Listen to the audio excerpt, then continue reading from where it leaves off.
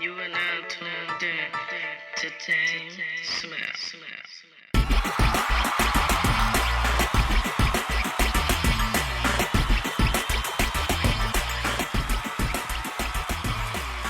Welcome to Musician Talks with DameSmiff, and this is episode 37, and I want to talk about paying yourself as an artist and a musician.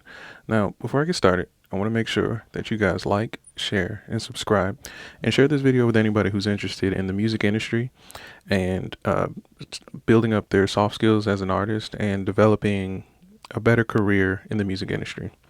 Now, like I said, I want to talk about paying yourself as an artist.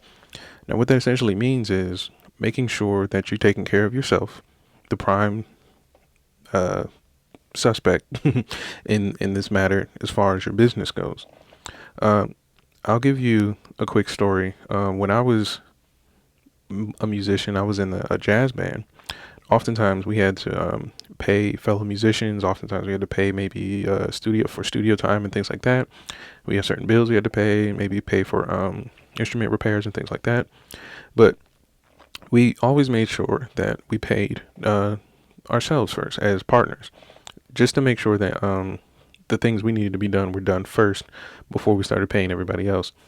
Now, the reason you do that as an artist is because you want to make sure that everything that you have in order, i.e. your insurance, your instruments, and everything else is in order first. And things like your savings and retirement and things like that, the reason you're doing all this for, they're prioritized so you can get these things done.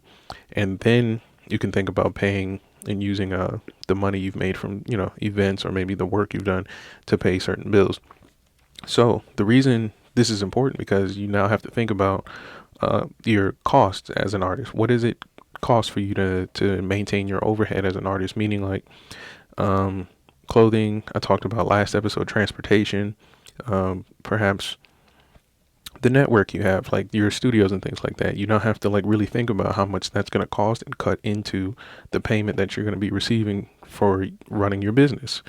Now, this can come in many different ways, and there's plenty of information out there on how to pay yourself. I'm not the expert financially, but I just want to shed a kind of like light and help other artists understand what it means to actually pay yourself as an artist. Now, what's going to happen typically is when you receive money, you're going to have a few choices here. You're going to either spend the money for what you need and then put whatever's left in the money into an account and pay yourself, or you can pay yourself first and then develop all this money over time as you accrue it, so that way you can pay your bills. Now, this works great when you have credit. This works great when you already own most of your equipment and you're not making payments on it and things like that, and you're not on a deadline that's approaching very, very quickly with your money. But getting into this habit as an artist can help develop yourself financially, so that way you don't have to necessarily wait for your next check. You're growing in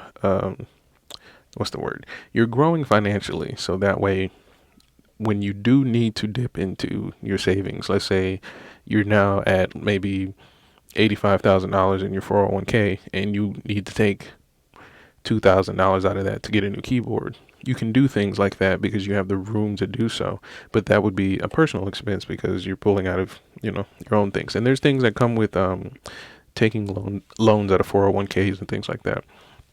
And so as an artist, it's also important to remember, unless you're signed to a band or a label and things like that, as an individual artist, you're working for yourself. So even if you're out here busking and you're doing street performances, or maybe you're doing freelance gigs where you're doing sit-ins for other bands and they're instrumentalists and you're not technically a member of the band, it's very important to understand that the money you receive from these gigs, you have to prioritize what you need to pay first, which is you. You are the source of all the work here. So it's important to understand that as an artist. Now, some artists, they prefer to pay everybody else. I've done that before, especially when I first started, and it feels good and it makes sense emotionally to do that. But at the end of the day, you're the one doing the work. You're the one that needs to be paid for the work that you have done, and prioritize that as an artist because you are important.